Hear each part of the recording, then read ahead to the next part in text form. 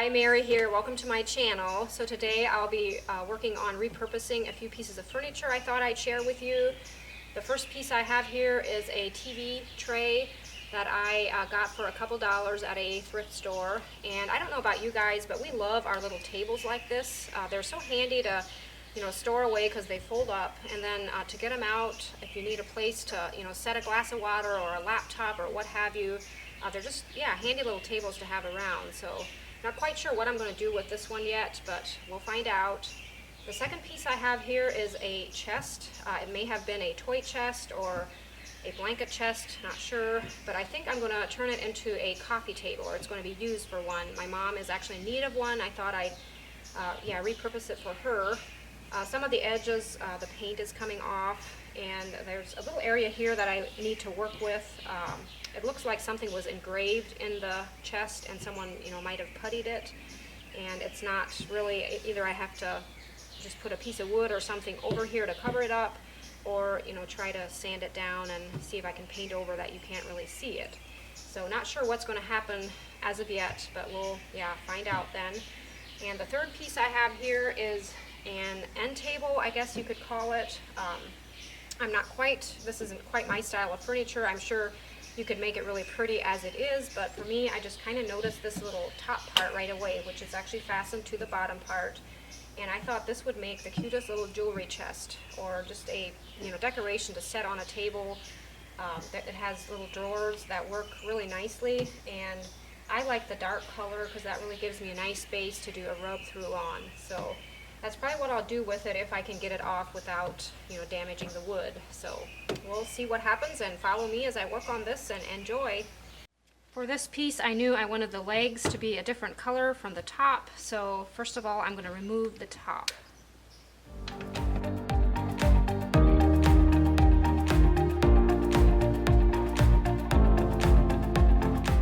I want to cut grooves in it to give it that plank look. In order to do that, I will use my table saw here, and as you can see right now the blade is set to cut a thick piece of wood all the way through, and what I need to do is set the blade down so that it will just cut enough to leave a little line on my wood. And I also need to take the guard off. Since I won't be cutting the wood all the way through, the guard will be in the way. I can't run it through there since I'm just cutting a line into the wood.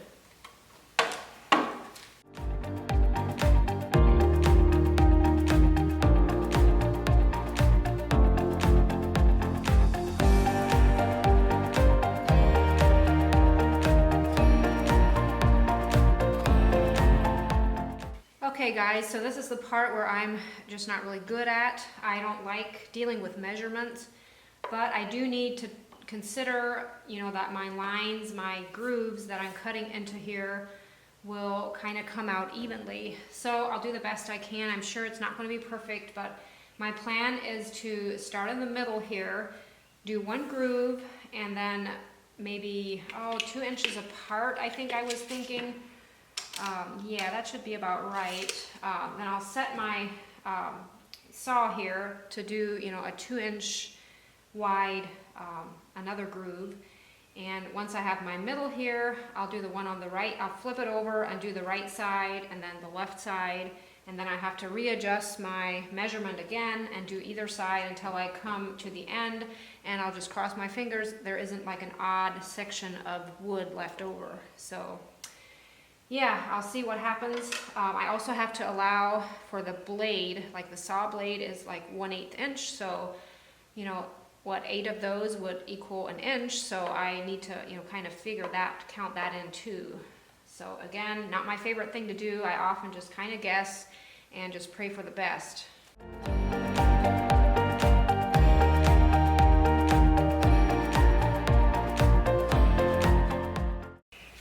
I am going to use the Minwax dark walnut colored stain for this top.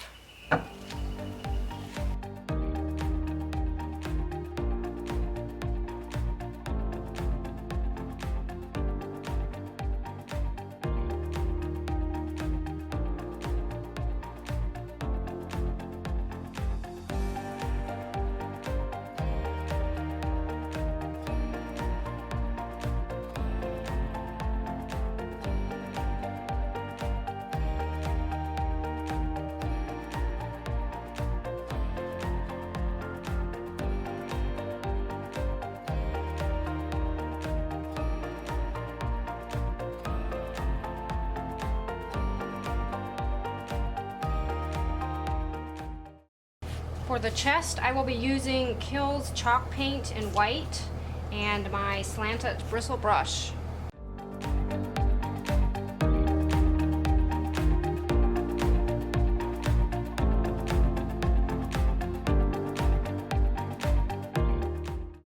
Okay, so after receiving a coat of paint, this chest is ready to be distressed. I want to use my sander and distress some of the edges, and then I'll apply a coat of the Annie Sloan clear wax using a t-shirt rag.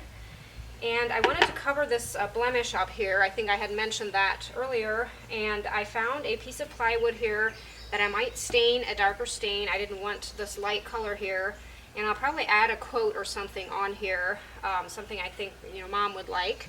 And then I'm going to cover up this blemish here by just centering this onto the front of the chest.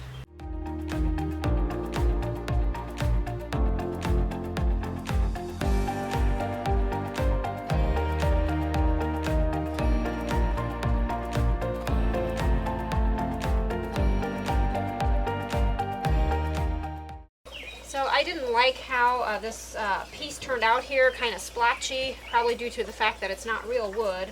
So I'm just going to paint over it with this Rust-Oleum Gloss Almond paint here, and we'll see how that looks.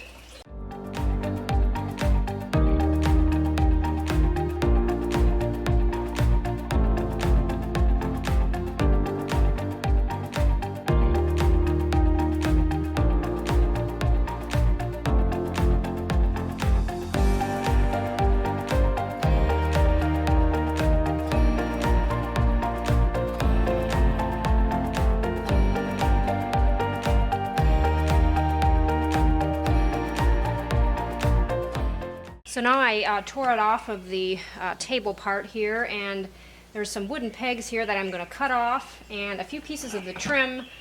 This piece here and this side piece came off, so I'll have to pin that on with my air pinner.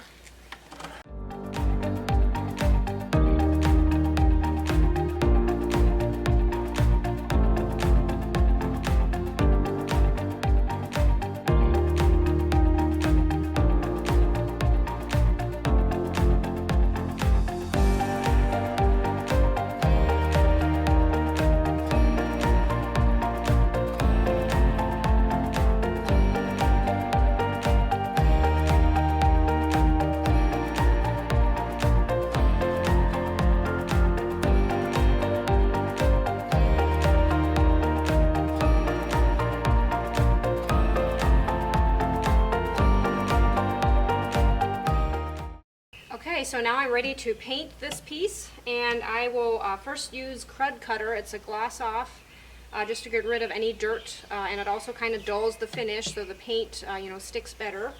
And the paint I'll be using is Do It Best brand. It's a satin base paint, and the color is Malted Milk. It's a pale pink color, and I will be using my sprayer, my air sprayer, to apply it.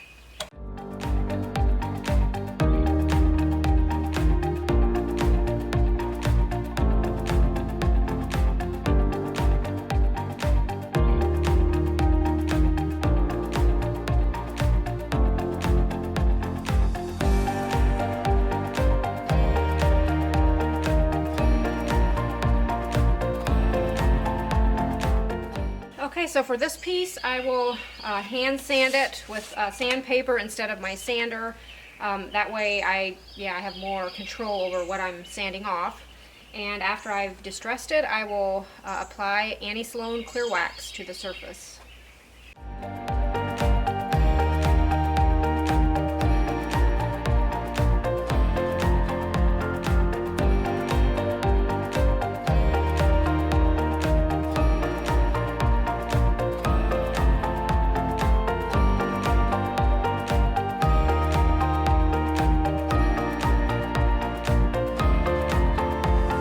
I cut off a piece of wallpaper that I had on hand that I want to put on the top here, and I'll be using Mod Podge to do that, and I have a crafting brush to apply, and this Mod Podge has a matte finish, and I always like to mist my paper with water before Mod Podging, since it does seem to help with some of the wrinkles.